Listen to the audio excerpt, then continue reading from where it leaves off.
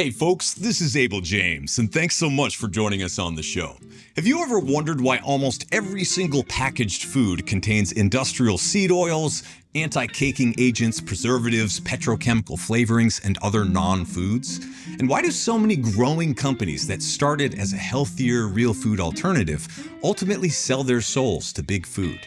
We're back this week with our dear friend Anna Vocino, a best-selling cookbook author, actor, stand-up comedian, podcaster, and founder of Eat Happy Kitchen, a natural food company. She's here to show you how the food we buy in the grocery store actually gets made, and it's not always pretty. Just a quick note before we get to the show with Anna, I've got a bunch of live music gigs coming up as well as some other in-person events, and I would love to meet you in real life. So I'm playing live music under Abel James at a few different gigs coming up, as well as with SOB and the Dangs playing lead guitar and singing. And we've got a big show coming up at the legendary venue Antone's in downtown Austin, Texas. I'd love to see you there or one of our next shows or one of the speaking events, conferences, masterminds, and all the other fun stuff coming up soon. So be sure, if you'd like to keep in touch, to sign up for my newsletter at abeljames.com. That's ABEL James.com. You can also find me on most social media under Abel James or Abel Jams, but mostly I look forward to meeting you in real life. So come hang out at one of the live shows soon. All right, in this episode with Anna, you're about to hear why nearly all of the products you find in the grocery store, everything from sauces, spices, and dressings to cookies and cereals, contain sketchy non-food ingredients, how to muster up the courage to start your own business without losing your mind or your pants, how to achieve longevity in the world of podcasting and media from a couple of OGs, an optimistic vision for the future of human creativity in the age of AI, and much more. Let's go hang out with Anna.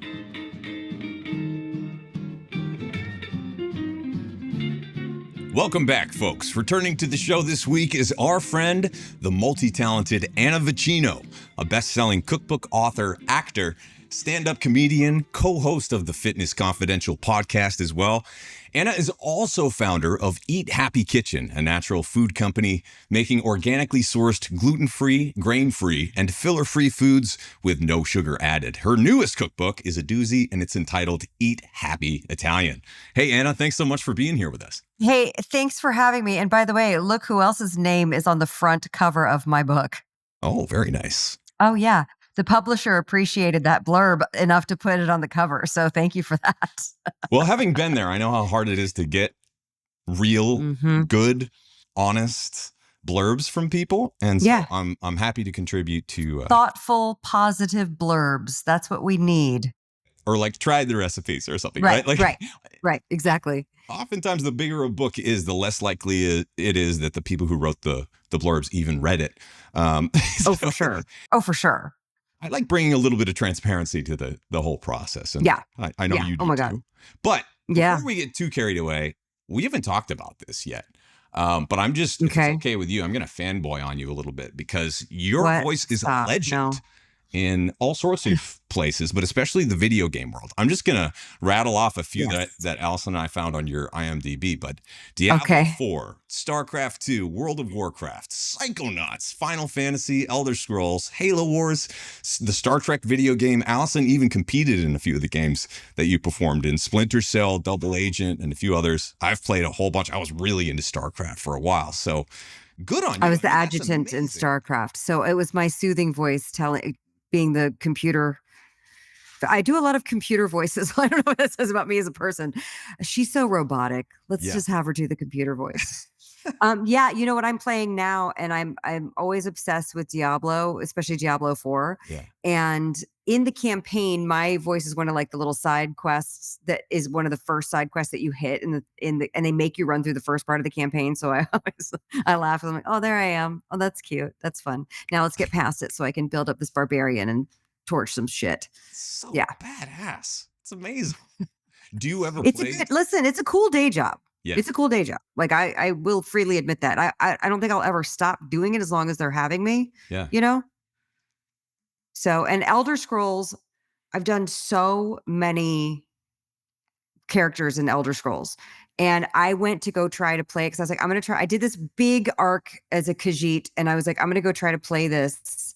so I can find my character. I'm gonna just grind through till I get there. But you have to do the multiplayer, and I couldn't figure out how to turn off other people talking on the PlayStation, and so I just gave up after like 2 hours. Like, this is obnoxious. Like, how do people do this? But also, I'm so old, I couldn't figure out how to turn off people talking. So that's on me. I hear that. But that all goes to, Yeah. so you have a very interesting day job, at least to a lot of people from the outside in. Yeah. And then you have all of these passion projects that you've been working on for more than a decade. I would love to talk to you a little bit about where did your courage come from to kind of strike out on your own, especially with these creative projects or the ones that aren't like money first projects, right? How do you get the courage to do that? And also, how do you persevere? And when do you know how to kind of like shift your perspective or shift your trajectory so that you're not taking on too much at once? That's a really good and loaded question, because I feel like I've had so many iterations over the years of what I thought was possible, or like, you get the germination of an idea, like, oh, you know what I really want to do? Like with voiceover, for example, years ago, I always wanted, I mean, who doesn't like to do the funny voices, right? But then I was like, but I actually really want to do this. And I am very much the methodical. I will research how to do something to the best of my ability, but then you got to go out and mix it up and do it. You got to study with the right people. You got to practice. And so, and I always thought to myself, I was like, well, I'm just somebody who kind of like with this mid-Atlantic nasal voice with maybe a little bit of a Southern twang, because I grew up half in Alabama and half in DC. And so I was like, I don't know if somebody like me can, I don't have that kind of like voice, And I think I came up at just the right time where the lean towards more natural sounding voices was happening. And adding to it, my training is in acting and comedy. And so that helps tremendously. Yeah. But I have to be honest, I had a kid younger than all my friends had a kid, right? So at 26, I had my daughter, and she's now 25. So I'm 51. And so at the time, I'm still somebody who likes a little creature comforts. Like, I didn't want to be a starving artist and also like my kids also starving. Like, that's not fun for me. So I took a day job as a political consultant for 8 years. And maybe that's too long to take a day job, but I needed to know that I could work consistently as an actor. And I've been very lucky to have such a long career. Now, when you're an actor, you're sitting around a lot. You're waiting for the phone to ring. It's the least empowering job ever, except for the parts where you're actually on mic or on camera. Those are the best times. But those times are few and far between sometimes. And so I had this celiac diagnosis. I wanted to learn how to make gluten-free stuff. And I just, again, it's like life kind of points you in these directions. And I can look back now with hindsight and see where the seed started to germinate. But at the time I was like, yeah, sure. Okay, I guess I'll do this. And then when Vinny Tortorich called and said, co-host my podcast with me, I was like, all right. Like, you know what I mean? Yeah. I think I'm a begrudging person who agrees to do things. But then I'm like, oh, I love this. So, things kind of sprouted naturally out of these activities. But as you know, you're a multi-hyphenate creative person, and you just, sometimes things light you up and you go in one direction, and sometimes other things light you up and you go in another direction. But also sometimes you have to remind yourself not everything needs to be part of your career. Like, I can love interior design and remodel kitchens and help my friends with their kitchens and not have to, I don't want to turn that into a thing that I do, but I love kitchens. You know what I mean? Mm-hmm. But that's not something you'll be like, hey, Anna Vocino's coming out with a new line of kitchen hardware. Like, I'm not, right. Won't be doing that anytime soon. Thank God. Yeah. And that balance is super tricky, right? Like, for actors or musicians or whatever, there's always that idea that they're also, bar staff on the side, or they're like doing catering jobs or whatever it is. And you beat yourself up. You're like, if I'm doing something else. I mean, you and I came up in the time of, at least I remember when I was little, it was unheard of to see a movie star in a TV show. Like, it was revolutionary that Julia Roberts did that episode of Friends. Like, it was mind blowing at the time to have a movie star do that. Even though Friends was like a smash hit, still to have Bruce Willis in Friends was like, what? Right. So it took a little bit of that, like, well, how do I marry this love of food with the fact that I am on stage telling jokes, with the fact that I do voiceover? You know what I mean? How do I marry all these? And sometimes you can, and sometimes you can't. But it's fun to talk about, at least on my podcast with my friend Abel James. I'm inspired. I mean, like, there aren't so many Anna Vocinos out there. I wish there were more. But oftentimes, and we can talk about this next, when you're taking on these big projects, building a company, slinging sauce or spices or Yeah. some sort of consumer packaged good, a lot of people call it. It's like, that is something that a lot of people wish to do someday, or kind of like have this romantic idea about. But maybe you can talk about your actual experience of what that looks like, especially when it comes to managing cash flow, inventory, outside investment, all these things. You're taking a different approach than many have. And so I'll just let you loose here. Let's talk about how that whole experience has gone. Well, because I think if anybody's out there listening going, excuse me, my salsa recipe is the best thing ever. I make these cookies that everybody says I should sell them at the farmer's market, or I make whatever it is. We all watch Shark Tank and we see a number of great products and a number of crappy products. And, and so we kind of see the entrepreneurial journey, and it is difficult because making something in your kitchen taste amazing when you're putting it together is very different than scaling it up and making 10,000 of something at a time. So how it started for me was I had a listener and cookbook fan call me and say he lost 80 pounds cooking out of my first book. So my books are all, the focus is just like you, low sugar, low carb, no sugar unless it's in a dessert recipe, and low carb, et cetera, et cetera. And I have a, range. Some things are paleo, some things are keto, some things are carnivore, some things are just low carb. I like to give a range because I like to meet people where they're at, and everybody seems to be in a different place. Plus I'm the food allergy gal. So I'm gluten-free because I have celiac plus another autoimmune disease. So that's how I manage my health.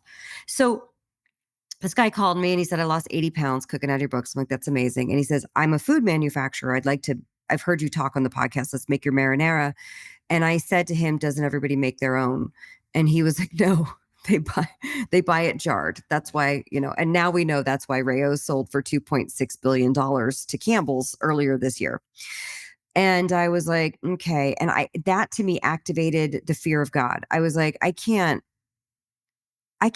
have the audacity to put my sauce in a jar and try to compete with these established players, right? It activates all the doubts. Just like when you write a book, it activates all the doubts. Anytime you put something new and creative. And I would say that if you paint a painting or take a photo or write a song or do a monologue or put a jar of sauce out there, it's all the same energy that you're putting out there. You're creating something that's new in the world, and you're asking people to believe in it and love it as much as you do. And that's a very vulnerable place to be. So I dragged my feet. I would like to drug my feet.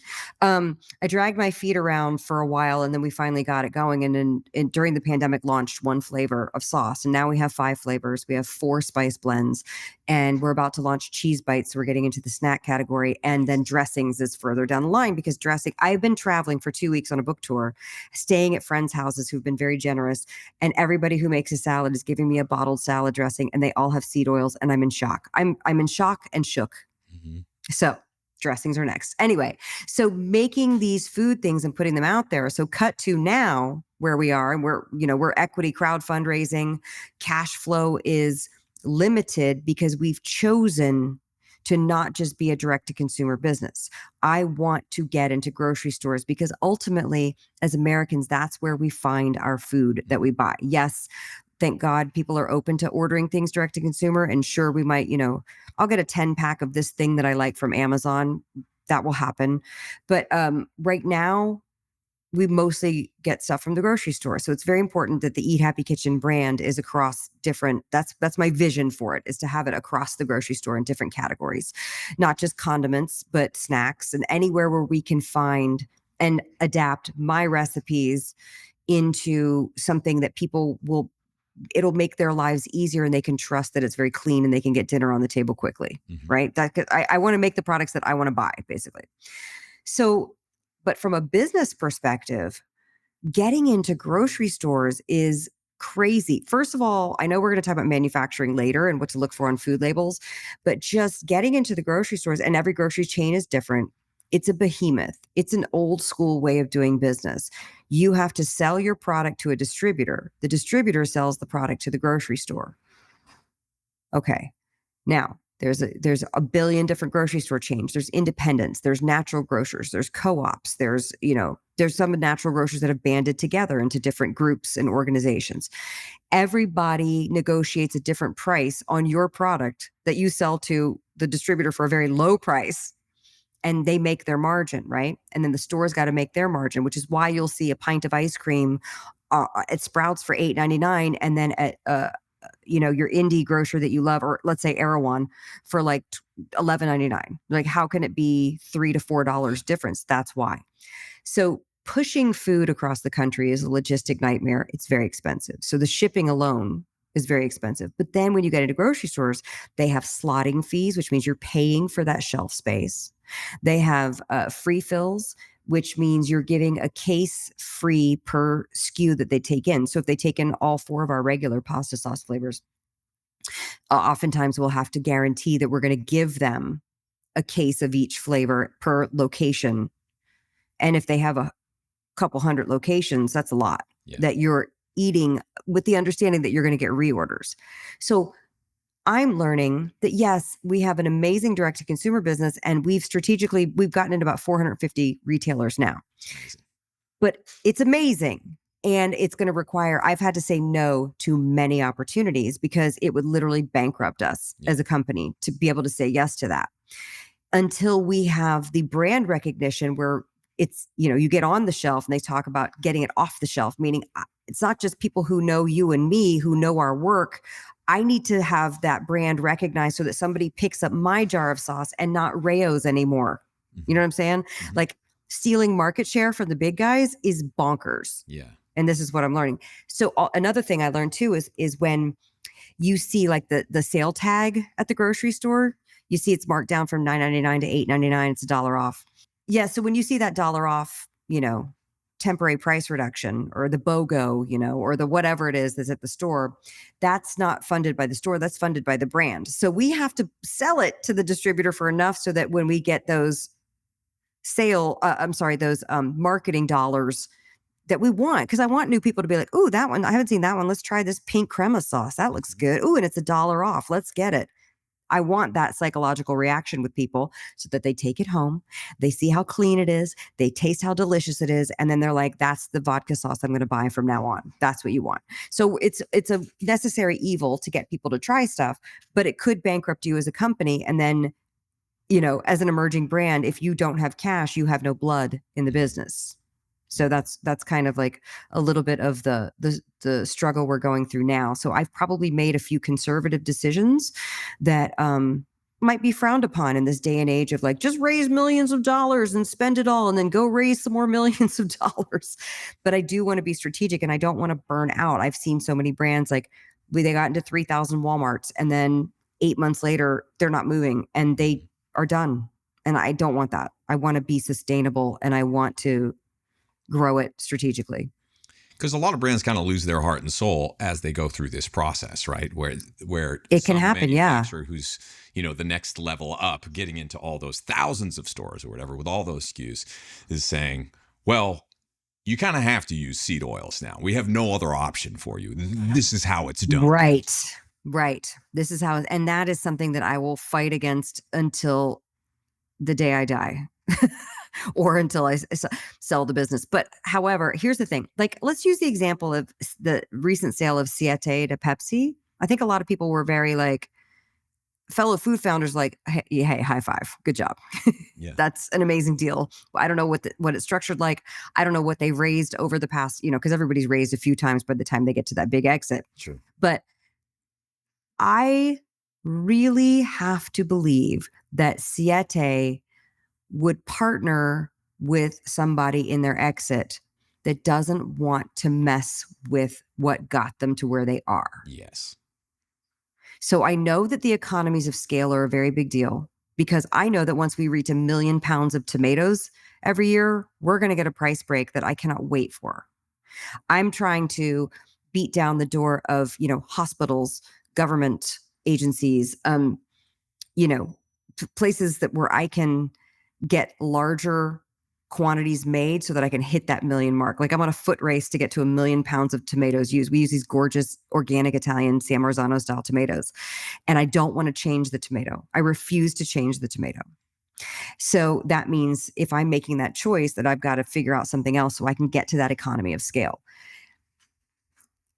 I don't know that everybody is as micromanagey as I am. I know that there are several food founders who are doing really great work and doing that. But yeah, I don't ever want to hear the words come out of, I won't partner with a manufacturer who says, sorry, we have to use seed oils because you're just using too much extra virgin olive oil and it's too expensive. You know what I mean? Like I just couldn't, we Which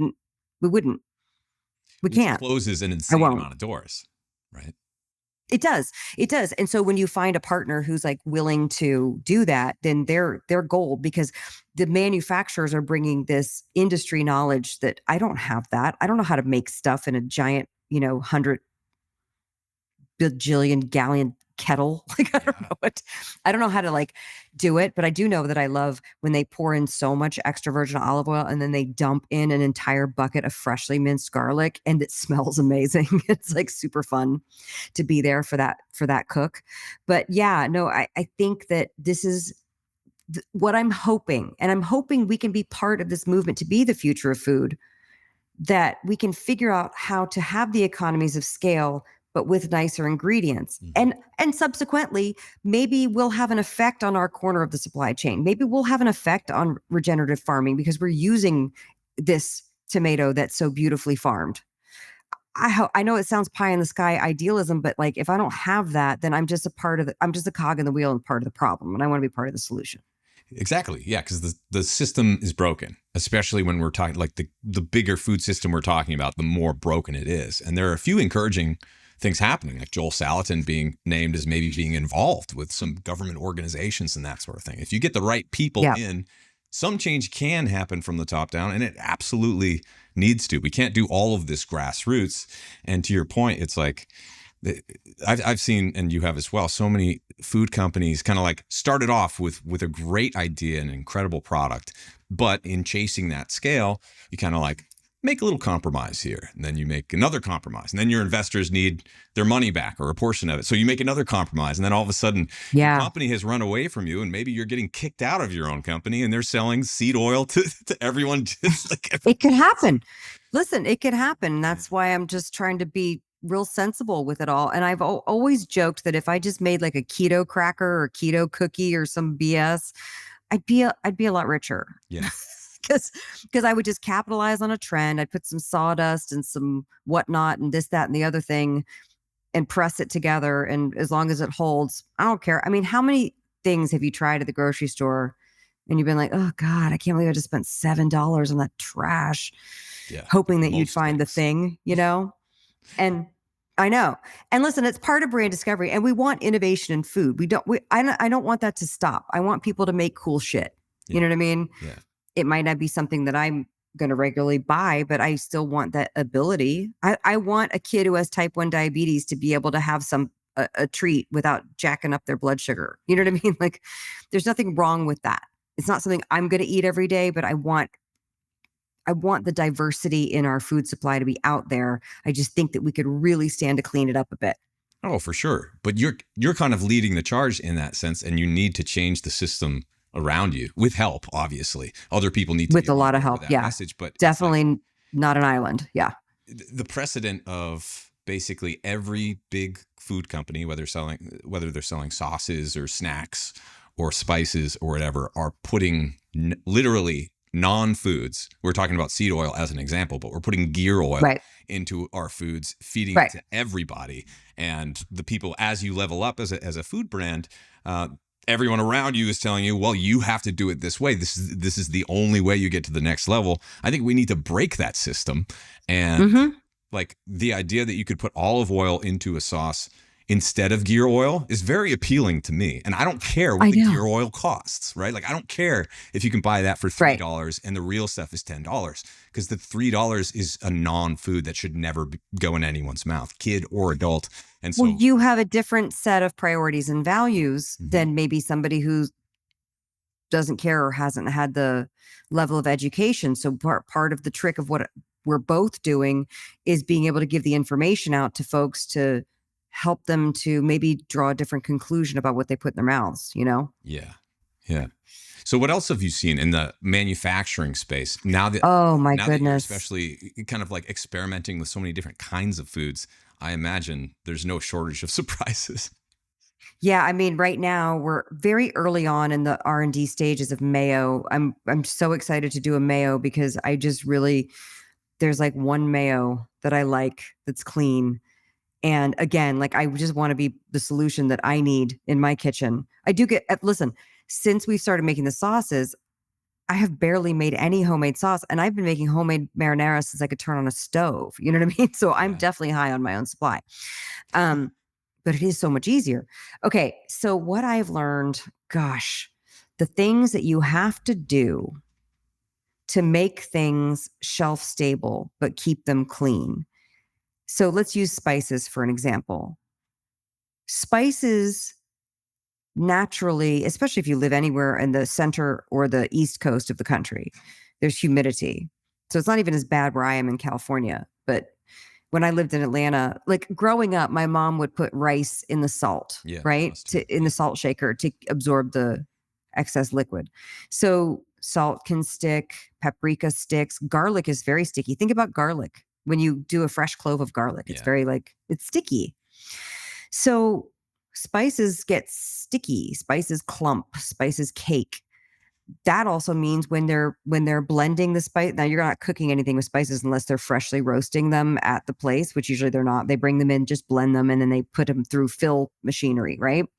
But they even will clog up the machinery as they're filling, and they want to use anti-slip agents, so something to make it slippery, to make their lives easier, right? As manufacturers, and I get it, but I think that we've become so desensitized to what the natural properties in food are that our first partner, and I want to say they were a partner because we spent 18 months in R&D between the 3 original spice blends, and also we developed these canisters, which we're now actually going away from. We're going to do metal, like the old school, like McCormick metal tins. Cool. Don't come for me, bro. But they look really cute. So it took us a lot of R&D with that. And a lot of it was not just figuring out, when you're at home and you're like, oh, teaspoon of that, tablespoon of this, you have to translate that all into volumes. So it becomes percentages and weights.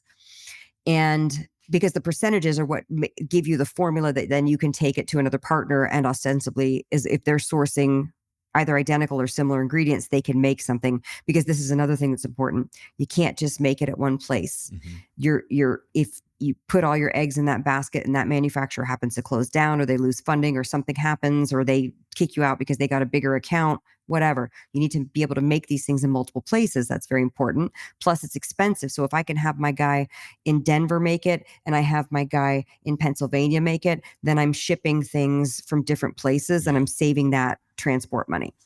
So making these things with our original spice partner, and you pay money for R&D as well, but that's okay. Like, people should be paid for their time.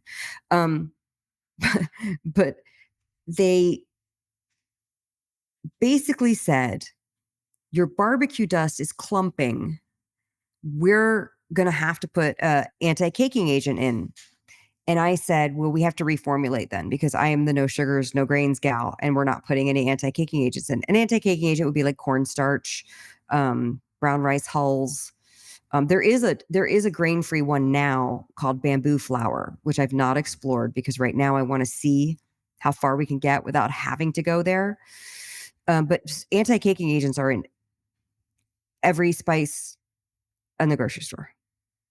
That has the ingredients that I mentioned. And that's difficult because, boy, oh boy, we're so used to things not caking. We expect it. And several times they're not disclosed on the label because it's not statistically significant enough. Again, it's the thing with the seed oils. It's grass. It's generally regarded as safe, and they can do this. I don't like it. I want full transparency on labels. Yeah. So that right there, I was told by a consultant, well, it's not statistically significant, so you don't have to disclose it. And luckily my business partner hung up on them before I could like turn into, bitch on wheels. But I was like, are you listening to what I'm trying to do here, people? But, then they came back with, well, if you don't put anything in, we're only going to give you a 3-month shelf life. And I was like, okay, I guess we're not working together. Like, a 3-month shelf life, you have to guarantee 75% of your shelf life. So that would mean what?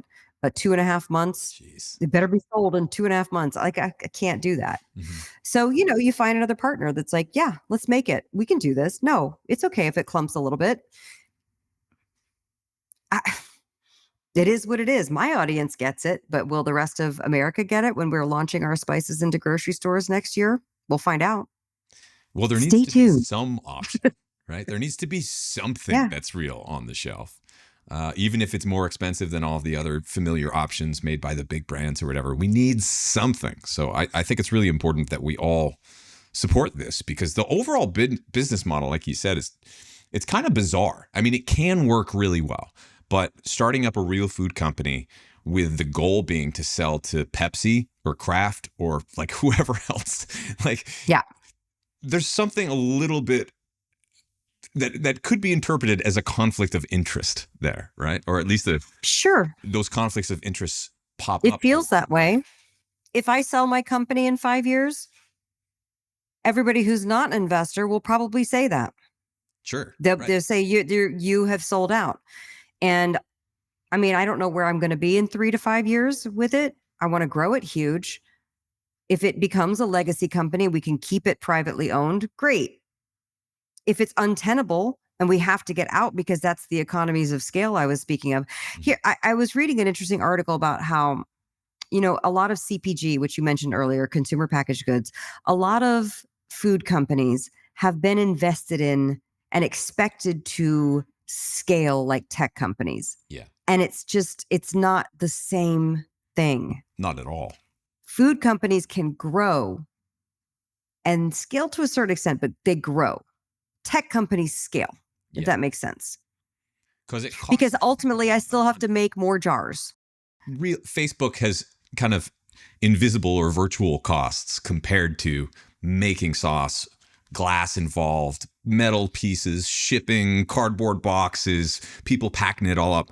Growing systems like that is a fundamentally different thing for sure than a tech company. Mostly because you just need, it's almost like the more money you're making by selling your sauces and the more exposure you have, the more people you need to work with, the more money hungry it becomes. And so it's a precarious situation.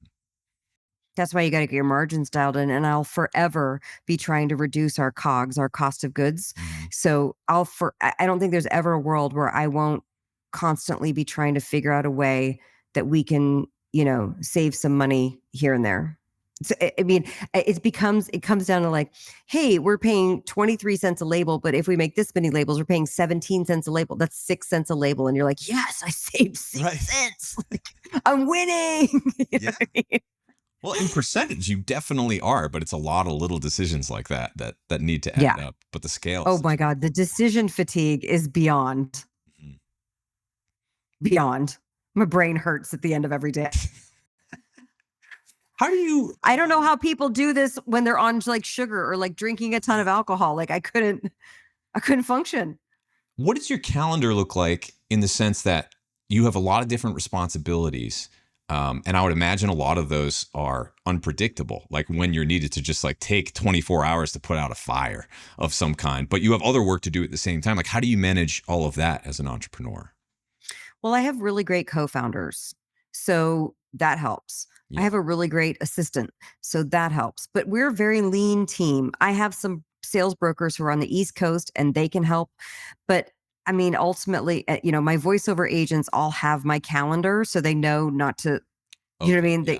They look and schedule and I just have to,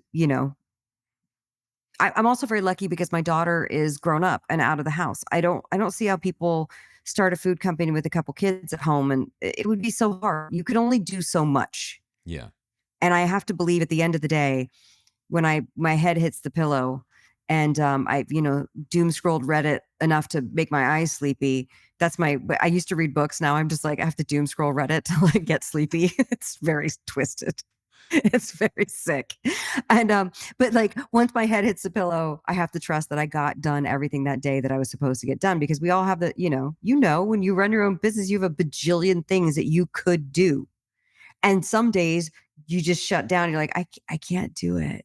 Yeah. I'm going to go do this other thing. But, you just keep marching forward. I love it. Ultimately, I can't imagine. I think I'm unemployable in a way that like what am I going to go do for corporate America? Like it would be, I could record your phone system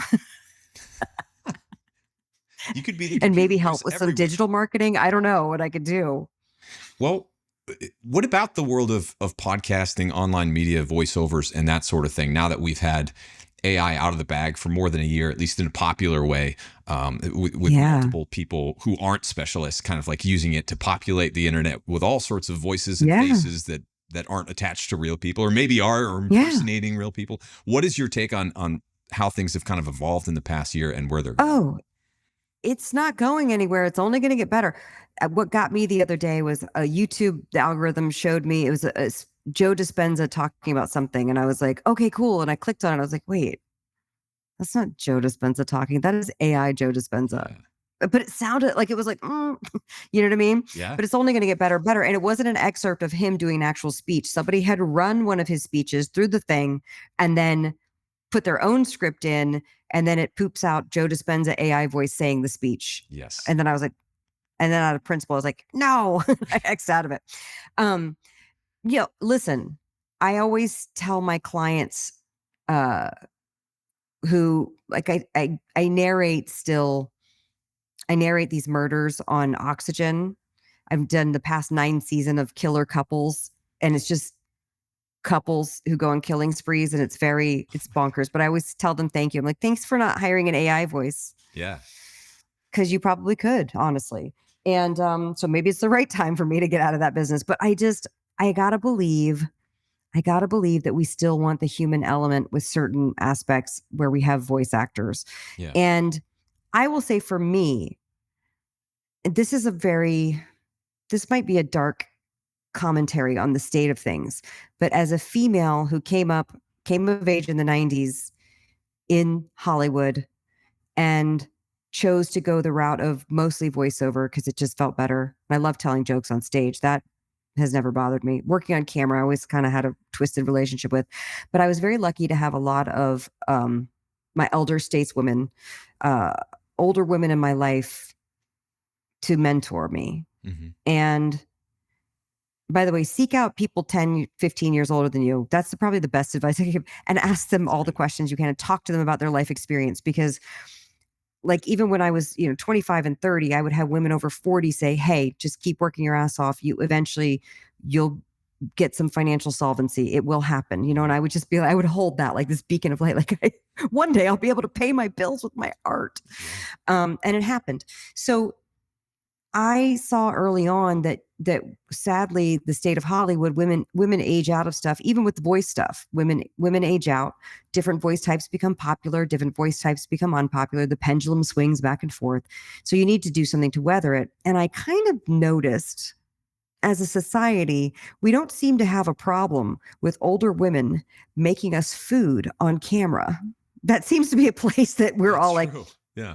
Yeah, give me Lydia Bastianich, give me Paula Deen, Nigella's like an exception because she's just stunning. Sure. Give me Martha Stewart, who's just a badass and having such a moment right now, and she's always reinventing herself. We seem to be okay with that. So I was kind of like, well, the food space is not such a bad place to be. I can still use my voice to nourish people through food. I can do that. And it's not fun to age on camera. I hate it, but yeah, it's an interesting place to be. And the appeal of AI to the big studios or the people who are hiring for voice talent, have you seen that really become a thing where it is already preferable to use AI over humans, or it's just so cost effective that they can't help themselves? Not for the big projects. Like I don't even know. I scratched is what it's called. I did the scratch track for a big Netflix show beginning of this year. And I don't think I can say what it is, with a big director and like a big project. And they could have easily used AI to scratch it, but they wanted actors that they could direct. And what'll happen is, they'll get the celebrity, whoever they cast as the celebrity voice to do it. But my scratch track's in there for the animators to start to like piece together the faces, the mouth flaps, the things that, all the, whatever they're doing. Animators are geniuses. I don't know what they do, but they're geniuses. Yeah. So for things like that, there's always going to be the demand for real actors, but I called up my mortgage payers. I narrate, the Cooper Surgical is a medical device company that is like the biggest seller of gynecological devices, like for hysterectomies, for C-sections, things like that. So I narrate those things. And I always tell that client, I'm like, you can use AI. Don't, because I need the work. Yeah. But I got to pay the bills so I can grow this food company. I don't take money from the food company. And I think that that's another twisted thing that we have in this society, is that the founders are expected to sacrifice paying their own bills in order to grow the company. I think that's kind of crazy. Yeah. Eventually I need to be paid. But like I said, I'm very lucky that I have a good day job. I don't see how people do it when that's their only source of income. It is really hard. Yeah. It's really hard. Yeah. But yeah, I think with AI, I think that the bigger project will always use human voices, but YouTube is going to be littered with it. Phone on hold stuff. I already hear that the concatenated AI, and it's just going to get smoother and smoother. Yeah. On the smaller things. Even commercials. I heard a commercial that was so AI. Oh, was it Spotify? Really? I can't remember. It was Spotify, or it was one of those Tidal or Spotify, one of those things that play the podcast as well as the music. And they have their own internal ad company where you can basically upload your script, choose from a bank of like voices, and pick the voice that will be the AI version of your script, right? Yeah. And then it costs nothing, like nothing, to produce a commercial. And they approached me to be one of the voices. And they're like, we pay $30 a commercial. And I was like, first of all, no. Like, full stop, no. Second of all, I'm in the union, so definitely no. But like, and the union's been working to try to get people to sign agreements and get them to agree not to lift your voice from former project and put it into a thing. But I know it's already happened. But like, it was so crazy that they're like, well, you could have a chance to do, your voice could be chosen for like hundreds of commercials a year. And I'm like, so you're telling me I'm going to get paid $30 a commercial for hundreds of commercials, and then that takes me out of the running of doing it? Like, no, like it's but they can do it because the market will bear that. And it's like, you can only sell your house for what the market will bear. If that's not something that's valued and people agree to do the work because they need the money, then that's where things are. Sadly. Now, I wondered how this plays out in the next few years, because like, I have no interest in listening to AI generated music. We have been, whether we like it or not, for years already. Like, Spotify's been busted having fake musicians with fake AI stuff, just really churning out this. For years they've been doing this. I didn't know that. AI. It's been like ghost written, so they can pay $30 to some guy who's just putting out thousands of tracks, but he's got a different name here and he's put on this playlist and all that. Also, that they don't have to pay the actual artists making real music anything, and they already pay nothing. And so like, at some point, talking about pendulums, I do believe that this needs to flip back the other way. And one thing that I have noticed playing a lot more live music in Austin in the past few months is that like, people are into it in a way that they weren't just a few years ago. Like, a few years ago, that's good. People were really obsessed with the internet, and that was enough almost. And now, especially post-pandemic, I think, after being isolated for a while, a lot of people kind of like experiencing deep loneliness and bad vibes, or just being bummed out for a while. Now there is such a magic to like connecting with real humans again, whether it's listening to their voice, speaking with them, listening to music, or just kind of like being in the same place. And I do hope that now that the internet is just kind of like blasted with all of this fakery, it's like, and you don't know that it's fake or you don't know that it's real. It's like getting harder and harder to tell. I think that there's going to be such a magic to the in-person stuff, in real life stuff that happens in the next few months and few years. I hope this is what's happening. I already kind of like feel it happening. I hope that keeps accelerating. I hope so too, because I know that like my union's gone on strike with AI being a really big deal. And right now, I guess technically we are on strike with interactive, meaning video games. Mm-hmm. Although the games that I've worked on have all signed an interim agreement. I wouldn't cross the picket line or anything like that. But they've, some of the production companies get it, but then others are like, I don't know, like we just want to be able to have full access to your voice. And it's really an interesting place to be. I mean, I guess symbolically, our voices are our power. So like, why do we want to give that over to the robots? Even though there's a lot of really cool stuff that AI is doing, but it's almost like early on with Google, when you started to figure out, like if you Googled something and you needed an answer and it was all these like AI bots had written these blog entries, we were like, what? You're not saying anything. Like, yeah. And it was just like trashed up and gummed up the whole system. It's going to be the same way with voice and with video and with music. And I will say, what is that one? Is it Sora? It does that where you can like put in lyrics and then pick a style of music and it will write an AI song something like within like 2 seconds, which is a great idea for like if you want to write your little niece or nephew a crazy birthday song or something stupid like that, go for it. But like, is anybody using that to like actually write a jingle for their brand or write a song? Are they doing that? They are. I know that in some corners of the internet, my music is competing with AI music, and I'm not sure how many people can tell. The musicians can definitely tell, but just the casual listeners, I'm not sure. And as that improves, it's going to be a bizarre thing because, like, I know not everyone does it this way, but when I'm enjoying art or listening to music or something like that, I'm trying to connect with the human behind that and like where that came from, that story that they're telling, that expression. Right. And so I agree. If a computer is expressing itself, like already I have resistance to like being deeply affected by that because like, what is it doing to me? And do I really want to hand the keys?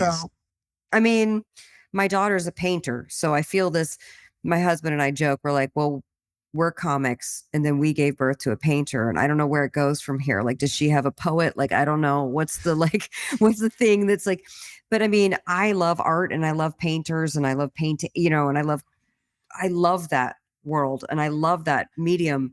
And again, you could just put in AI something and then they come up with some abstract expressionist computer generated thing.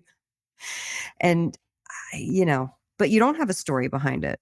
Mm-hmm. Part of the cool thing about going and looking at art is you learn about the artist, you learn what they're going through, you learn what inspired the work, like you learn the process. Like, I guess it's going to be, we're going to find out how much we as a society value these things over the next 10 years. But I would love for them to continue to use AI for medical diagnosis stuff, for research and information, for all that. Like, please don't stop putting all of the data in so that maybe AI can suggest some sort of cure or diagnosis that the team of doctors hadn't thought of. I love that. Mm-hmm. But for art, yikes. There's going to be some sort of reckoning at some point. There's got to be. Sure what that looks like, but the artists out there, just keep on cruising, keep on doing. I think do it. In some ways, because there's so much distraction and a lot of people are just kind of absorbed in their devices. We're all guilty of that, in some ways, but those of us who have also built the practice of a hobby or an art or something that you can build upon, like whether it's learning how to act or learning a musical instrument or learning how to draw. It seems like there are a lot fewer people out there really dedicating hours of every day to building those skills. So the people who do and persevere, I think will really stand out in the future, especially maybe not so much on the internet when AI is good enough to fake being human across the board, which it's almost there, but not quite yet. But in person, like, I don't think we're going to be hanging out with AI robots anytime soon, like them taking all the rest of our jobs. So they won't be fun at parties. Uniquely human aspects, I think, is going to be essential to our survival in a lot of ways. Certainly our mental fortitude as a population or as creative people. You need to keep creating, otherwise you go insane. Or maybe it's just me. I think so. I think it adds a level of getting the things in your head out of you. Mm-hmm. and making something is very important. Although I will say, I think my TikTok algorithm knows me pretty well, because it's a lot of like people making art and stuff that I can't do at all. Cake decorating, calligraphy, I love it all. Keep doing it, folks. Keep putting it on TikTok, because you got me. I will cheer you on till the cows come home. I don't know what you do with it or how you make money off of it, but I hope you make all the money off of it. But keep doing your cake decorating. I'm obsessed. I can't do that shit. I can't even eat cake. Talk about art. I mean, some of those cookies and cakes are next level. I know. They're really good. I hope they're not AI. They probably suckered me in. So you've been podcasting with Vinny for many moons now, and yeah, well over 2,000 episodes. And before that, producing podcasts since 2008.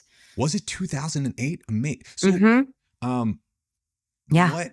What have you seen in the past few years changing in the world of podcasting, and where do you think it's going to go? I mean, there's always going to be folks like you and me just still wanted to get our message out there, still wanted to talk to cool people. I talk to you on my Substack. I've talked to several people on my Substack, but I don't do it as a regular thing. I do it when I have an inspired conversation with somebody that I really want to talk to. There is pod fade. Pod fade is real. And I think to have longevity in the podcasting world, you have to constantly be reinventing. So where it's going to go, I think that we're going to continue to get more granular, more niche down. I think that there's always going to be room for like the news and current events and pop culture and that kind of stuff. And by the way, I'm a huge Bravo super fan. That's another way that I watch, Real Housewives shows. And that's one way I can turn my brain off for a hot second. So I make no apologies about, I've loved reality shows since day one, but it's the same thing. It's like everything goes in phases, because it gets old, and it can't just all be repeat. Like once Serial came out, everybody started doing that, once, anything by what's the company that was bought out but with the guy, I can't remember.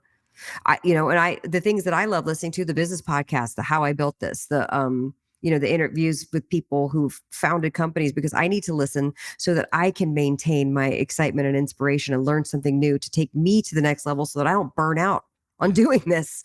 So I think that we'll never get tired of storytelling. Storytelling is very important, and podcasting is our way of sitting around the campfire and telling stories. Now, it's not interactive. It's not like Clubhouse where you could tell stories and then immediately hear from people.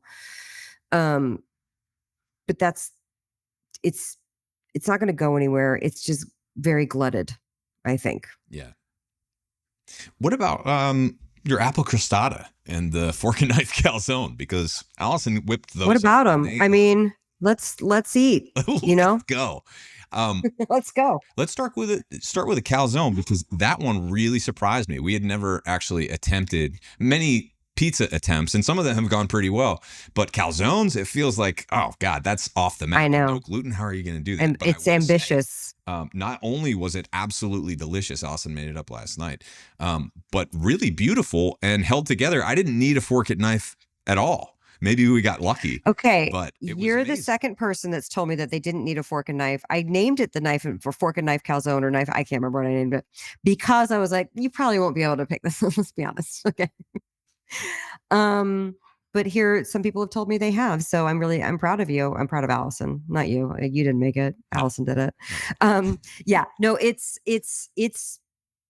basically a variation on my low carb pizza crust. It's in my first book, which is also in this book. I've written so many Italian recipes. So this book was a challenge, because I wanted to make sure that I didn't want to not include my classics that are like my heritage, but then I wanted to add a lot more fresh, wonderful things. And there's a big distinction between Italian food and Italian American food.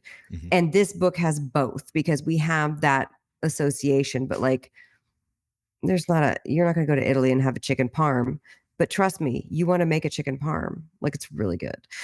So yeah, the knife and fork calzone is a variation that I got to work. And I think it's more about the technique of how you roll it out and fold it over. Mm-hmm. But we low carbers deserve to have a calzone. We do. We deserve it. Desperately. We deserve it. Yeah. Yeah. Well, you're doing so much good sure. in the world, making all of these delicious things for everyone, slinging sauce, creating incredible video games.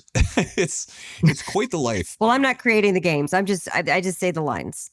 Let's be honest. There's some pretty kick-ass writers and animators absolutely. and developers who are doing amazing work with video games.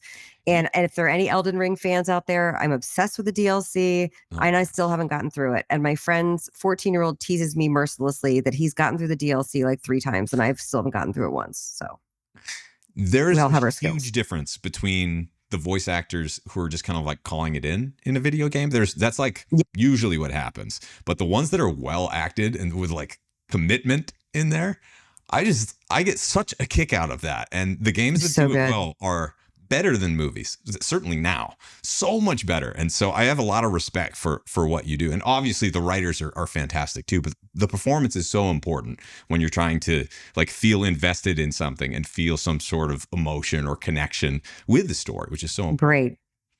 I mean, I'm into it because I'm a gamer, but also because I just love video games, like, as an art form. The only time I ever thought I broke my voice is, you mentioned World of Warcraft. I've done several sessions for them, and Hearthstone and all the Blizzard games. And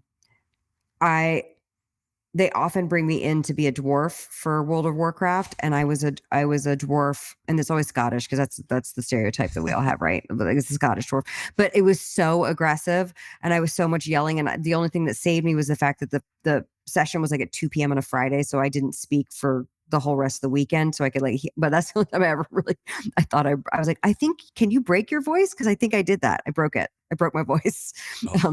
Was for being a dwarf on World of Warcraft, but it healed and I'm just fine. And they've since called me in several times, and I just maybe don't yell as hard.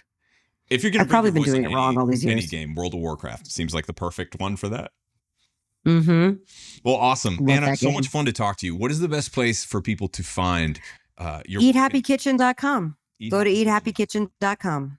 Yeah. Beautiful. I'm all over the socials. I'm not hard to miss. I like to respond to everybody. I always say I respond to everybody unless you're an a-hole. But most people are wonderful humans, and I love choice words for the a-holes here and there too. We all get a little loose from time to time. Somebody, I'm going to tell this. I haven't told this story publicly, but I think I'm going to say it now. Yeah. Back on Christmas Eve of 2021, I sent out an email with my Christmas dinner recipe for prime rib and a cauliflower gratin, which is basically like cauliflower with a bunch of onions and cheese. It's really good. And on Christmas, Merry Christmas. Here's what I'm making. Here are the recipes, whatever. And that was December 2021. That date is important. So beginning of August of this year, which is 2024, I received an email from somebody named Lorraine. I doubt she's going to listen to this show. And Lorraine said, and yes, I do have this memorized because it's hilarious to me. Lorraine said, this email was sitting in my drafts folder, and I realize now why it irritated me so much, or something to that effect. And then the next line was, don't degrade the birth of Christ with a recipe for prime rib. And that was the end of the email from Lorraine. And I thought that was amazing because, first of all, I'm the daughter of a United Methodist minister. And so when people come for me with a little pearl clutching, I always think it's hilarious because I'm like, oh, you're not going to be scarier than the church ladies I grew up with, first of all. Second of all, I'm very much of the belief, like, hey, fellow Christians, until all the kids in America are going to bed with full bellies, we're not going to clutch our pearls at language. Like, we're not going to do this. I'm not going to stand for it. So I didn't respond to Lorraine, I'll have you know, but I did put a reminder in my calendar for 3 years and 8 months from the day that she sent it to me to respond to her, just so we can stay on the same timeline. And that might be the level of petty that I'm going to bring to my Eat Happy Kitchen formulas to make sure. Bring the receipts. And I've not told that story publicly because I know somebody's going to listen and they're like, man, you did wrong. You took Christians. And I was like, stop it. Stop it. Knock it off. We're all doing the best we can here. And I'm going to send out, by the way, isn't Christmas a feast day? Aren't we supposed to be celebrating? Right. Aren't we supposed to have prime rib? We sure enjoy. I got real close to the camera on that one. I got upset. During the holidays. I don't. Right? That's what you're supposed to do. That's the whole point. Yeah. Anyway, I thought that was funny. But it was 3 years and 7 months. And so It burned a hole in Lorraine enough for her to send that email. I'm gonna serve it right back. There's nothing like reading hate from a few years ago that like you missed or whatever. Like that happens to me sometimes in the YouTube comments. I'm like, whoa, they were really on point or completely off base, whichever one it was. You know, you were talking about soulless video game. I just have to tell this one more quick thing. So I did this game called Dungeon Siege 3, and I was one of the playable characters, but they had no budget. And so we had to knock out 1,800 lines in 2 4-hour sessions. Wow. And I was an Eastern European, like a mage, or I can't remember. Maybe I was a rogue or something. I don't know. Just vaguely Eastern European voice accent. And which I've done in a ton of games. For the European accents, I do British accents, Eastern European, French, and Italian a lot. So somebody wrote, they found, I think it was my acting reel at the time, which was on YouTube at the time. This is probably like, I think I did the game like 10, 12 years ago. So this was a couple years after that. They found my acting reel. So it wasn't like they commented on a Dungeon Siege post or anything like that. And it didn't even have, you know, my voice stuff on it. It was just on camera acting. And it was written in all caps. And it said, "You play Katarina, you dumb bitch, get a voice transplant." Wow. I know, in all caps. And I left it up because I was like, that's hilarious. That's how that person. You can't get a voice transplant, folks. You can't do it. Voice transplants aren't a thing. Not yet. Not yet. Not yet. But I wouldn't do it even if you could. I love your voice, Anna, and lots of other people do too. Bless you. Thank you. Anna, thank you so much for spending time with us here today. Thank you, my friend. You know I adore you. Love to Allison.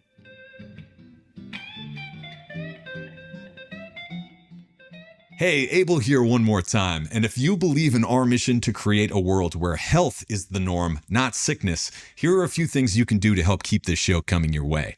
Click like, subscribe, and leave a quick review wherever you listen to or watch your podcasts. You can also subscribe to my new Substack channel for an ad-free version of this show in video and audio. That's at abeljames.substack.com. You can also find me on Twitter or X, YouTube, as well as Fountain FM, where you can leave a little crypto in the tip jar.